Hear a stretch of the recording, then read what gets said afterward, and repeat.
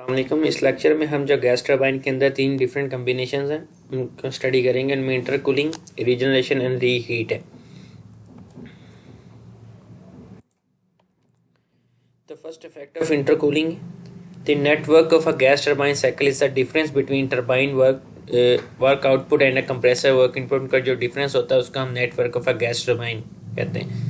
मतलब जो आपको टरबाइन आउटपुट देगी और जो माइनस करेंगे हम जो कंप्रेसर इनपुट, क्योंकि उसी सेम शाफ्ट के साथ ही अटैच होते हैं, तो उसी कंप्रेसर का इनपुट इन दोनों का जो डिफरेंस होगा उससे हम नेटवर्क आउटपुट निकालते हैं। तो इसका मतलब ये कि अगर हमें नेटवर्क वर्क आउटपुट इंक्रीज़ करना है तो हमें गैस टरबाइन जो टरबाइन है उसका आउटपुट इंक्रीज़ करना पड़ेगा उससे, या हमें कंप्रेसर का जो हमें इनपुट दे रहे हैं कंप्रेसर के वर्क को डिक्रीज़ करना पड़ेगा, ये दोनों को करना पड़ेगा। तो इस तरह हमारे पास नेटवर्क जो आउटपुट है वो इंक्रीज़ होगी। The work required to compress a gas between two specified pressure can be decreased by carrying out the compression process in stages and cooling the gas in between. तो first आपके पास जो आपको compress करनी पड़ेगी gas वो दो stages में, multi stage में करनी पड़ेगी। First 1 to A, then intercooling है, कूल कर रहे हैं, then B to then D आपके पास ये प्रोसेस होगा। इसके ज़रिए फिर होगा कि ये जो वर्क हम कर रहे हैं ये आपके पास जो पिंक शेड में शो हो रहा है ये आपको सेव होगा कि आपने वर्क सेव किया as a result of a intercooling.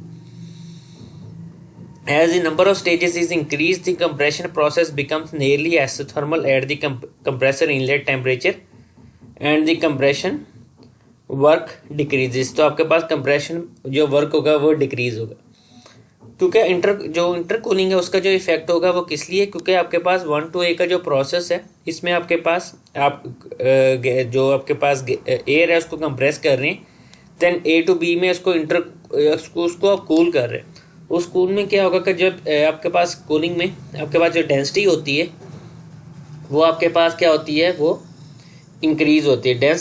इनकी इंक्रीज़ होने की वजह से आपके उससे आपके पास जब आप B to D का जो प्रोसेस करेंगे मल्टी स्टेज का, तो देन जो डेंसिटी इंक्रीज़ होने की वजह से वो आपके पास जो मॉलिक्यूल्स हैं वो करीब करीब होंगे as a compare to gas. तो आपके पास वर्क जो होगा वो कम करना पड़ेगा। जैसे हम लिक्विड में होता है, जैसे लिक्विड है, जैसे पंप होते हैं उनमें डेंसिटी ज़्यादा होती है तो आपको वर्क ज़्यादा कम करना पड़ता है as compare to the gases.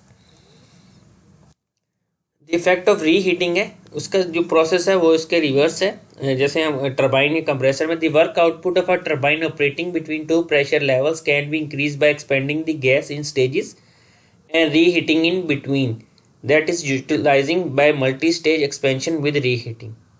This is accomplished without rising the maximum temperature in the cycle. अब इसमें क्या कहता है, मल्टी स्टेज एक्सपेंशन करनी है। आपने पहले एक्सपेंशन की एक टरबाइन में, देन उसको री हीट किया, वही आपके पास है रीहीट का प्रोसेस जो हम डेंसिटी का डिफरेंस देख रहे थे, जो अभी हम नेक्स्ट इसको स्टडी करेंगे। As the number of stages increase the expansion process becomes nearly isothermal. The foregoing argument is based on simple principle. अब ये प्रिंसिपल आप डेंसिटी पे स्टडी कर लेंगे या स्पेसिफिक वॉल्यूम जो उसका इन्वर्स है। Specific volume is equal to 1 over density होता है। The steady flow compression or expansion work is proportional to the specific volume of the liquid। मतलब इसका जो यूनिट होगा स्पेसिफिक वॉल्यूम का वो मीटर क्यूब ओवर किलोग्राम होगा, क्योंकि स्पेसिफिक करें with respect to the mass। Therefore the specific volume of the working fluid should be as low as possible during a compression process।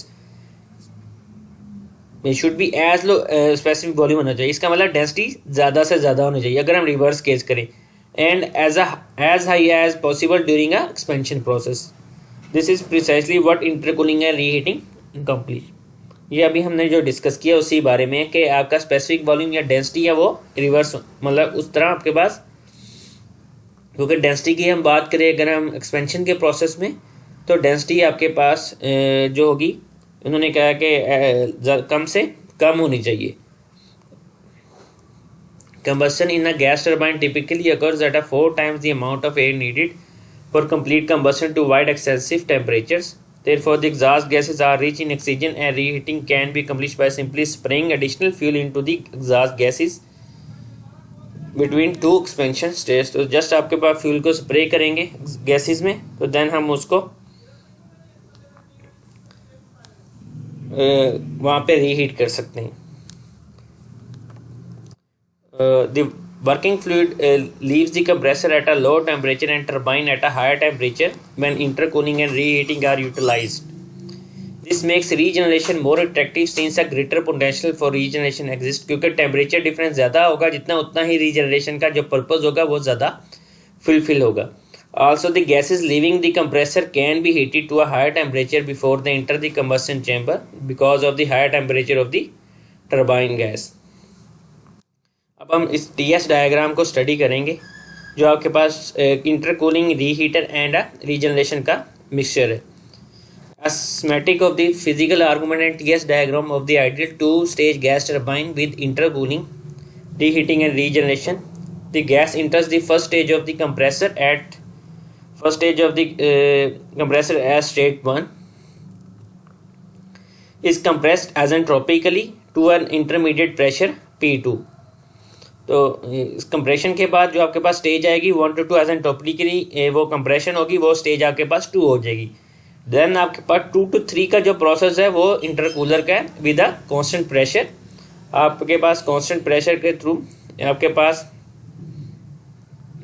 Intercooling है तो आपके पास temperature क्या होगा वो डिक्रीज होगा. देन 3 to 4 वही एसिम्प्टोटिकली कंप्रेशन है, देन आपके पास टेम्परेचर इंक्रीज होगा. The gas enters the first stage of the compressor. State 1 is compressed asymptotically to intermediate pressure P2, is cooled and constant pressure to state 3, and is compressed in the second stage asymptotically to the final temperature P4. At state 4, the gas enters the regenerator where it is heated to a state T5 at a constant pressure. उसके बाद regenerator में enter होगी, then आपके पास 4 to 5 में आपके पास जो air होगी वो हीटअप होगी. देन 5 to 6 आपके पास कंबस्शन चैम्बर है, इसमें आपके पास क्या होगा, हीट एडिशन होगी कंबस्शन चैम्बर में. देन आपके पास 6 to 7 जो प्रोसेस है वो टर्बाइन है, इसमें एजेंट्रोपिकली जो होगी आपके पास एक्सपेंशन होगी. ठीक है. The gas enters the first stage of turbine at state 6 and expand the isentropically to state 7 where it enters the reheater. Then आपके पास क्या होगा, 7 to 8 रीहीटर में आपके पास कांस्टेंट प्रेशर रीहीटर में इंटर होगी. देन स्टेट 8 में होगी where it enters the second stage of the turbine. The gas exits the turbine at state 9 and enters the regenerator which is cooled to state 10 at a constant pressure. Then 9 to 10 में आपके पास regenerator में enter होगी आपके पास exhaust gases जो आपके पास air के temperature को increase करने के लिए यूज होगी. This cycle is completed by cooling the gas to the initial state or purging the exhaust gases. Work input to a two-stage compressor is minimized when equal pressure ratios are maintained across each stage. It can be shown P2 over P1 is equal to P4 over P3. Same इस तरह turbine में P6 over P7 is equal to P8 over P9. तो ये आपके पास cycle इस तरह clear होगा. In the analysis of the actual gas turbine cycle, the irreversibilities that are present within the compressor, जो आपके पास मशीनरी यूज हो रही है, turbo machinery, compressor, turbine and the regenerator as well as the pressure drops in the heat exchanger should be taken into consideration.